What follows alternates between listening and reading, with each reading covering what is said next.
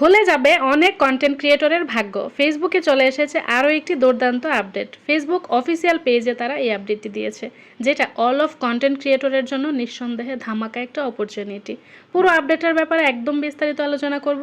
আশা করছি পুরো ভিডিও সাথে থাকলে আপনার কাছে পুরো ব্যাপারটা একদম ক্লিয়ার হয়ে যাবে। হ্যালো এভরিওয়ান, আসসালামু আলাইকুম। আমি নীলামণি চলে এসেছি আরও একটি নতুন আপডেট নিয়ে, জুন মাসের লাস্ট আপডেট। চলুন শুরু করা যাক। শুরুতেই তারা তাদের আপডেটে যেটা বলেছে, রিলস ইউনিফিকেশন।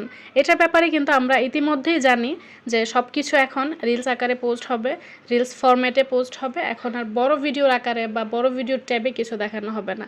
মানে তার মানে যে বড় ভিডিও নেই, বড় ভিডিও দেওয়া যাবে না, ব্যাপারটা কিন্তু একদমই এরকম না। অনেকেই এটা নিয়ে একটু ঘাপলা করছে, বুঝতে পারছে না। তো বড় ভিডিও বলতে হচ্ছে আগে যে একটা রিলসের একটা ইয়ে ছিল, ডিউরেশন ছিল 15 সেকেন্ড থেকে হচ্ছে 90 সেকেন্ড পর্যন্ত, এই যে একটা ডিউরেশন ছিল, এটা এখন আর থাকবে না।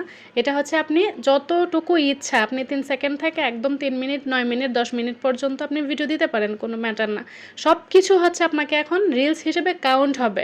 রিলস ট্যাবে সেটা সাজেস্ট করবে, ফিডে সাজেস্ট করবে। তো তারা হচ্ছে এটাই বলেছে যে রিলসের মধ্যে এখন আর কোনো ধরনের ডিউরেশন থাকবে না, যতটুকু ইচ্ছা আপনার ততটুকু দিতে পারেন। আর রেশিওর ব্যাপারটা আলাদা। রেশিওর ব্যাপারে হচ্ছে ওরা ক্লিয়ার করে দিয়েছে 1:1 অথবা 4:5। তবে আপনি হচ্ছে 9:16 দিলে তারা সেটাও নিচ্ছে। এখনও আমরা অনেকে 9:16 ইউজ করছি। আপনার ইচ্ছা, আপনি হচ্ছে 1:1ও দিতে পারেন, 4:5ও দিতে পারেন, ডাজন্ট ম্যাটার। তারপর হচ্ছে তাদের এডিটিং টুলস কিন্তু সেম থাকবে। দেন ক্লিয়ার করে দিয়েছে তারা, ফিডে দেখাবে, দেন হচ্ছে রিলস ট্যাবে দেখাবে রিলসটা। তারপর হচ্ছে ইনসাইটসের ব্যাপারটাও ক্লিয়ার করেছে। রিলস ইনসাইটের মধ্যে এরা রিলস অ্যানালাইটিক্সের মধ্যে ইনসাইটটা দেখাবে। আর মনিটাইজেশনের যে ব্যাপারটা, মনিটাইজেশন আগের মতোই থাকবে। ফেসবুক কন্টেন্ট মনিটাইজেশন প্রোগ্রাম আগের মতোই কাজ করবে। পারফরমেন্স অনুযায়ী রিওয়ার্ড পাবেন। আপনার যতটুকু পারফরমেন্স যেরকম ভালো হবে সেরকম আপনি পাবেন।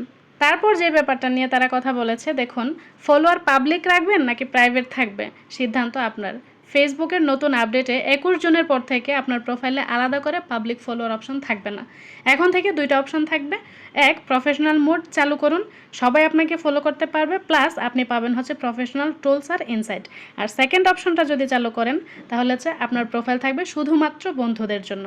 যদি 21 জুনের আগেই সিদ্ধান্ত না নেন, তাহলে ফেসবুক অটোমেটিক্যালি প্রফেশনাল মোড চালু করে দিবে। দেন হচ্ছে তারা তাদের একটা প্রোগ্রামের মধ্যে রিলসের ব্যাপারে একদম বিশালভাবে আলোচনা করেছে এবং সব ধরনের পোস্টকে কিভাবে মনিটাইজ করা যায় এটার ব্যাপারে তারা ডিসকাস করেছে। তার মানে এটা ক্রিয়েটরদের জন্য দারুণ একটা অপরচুনিটি।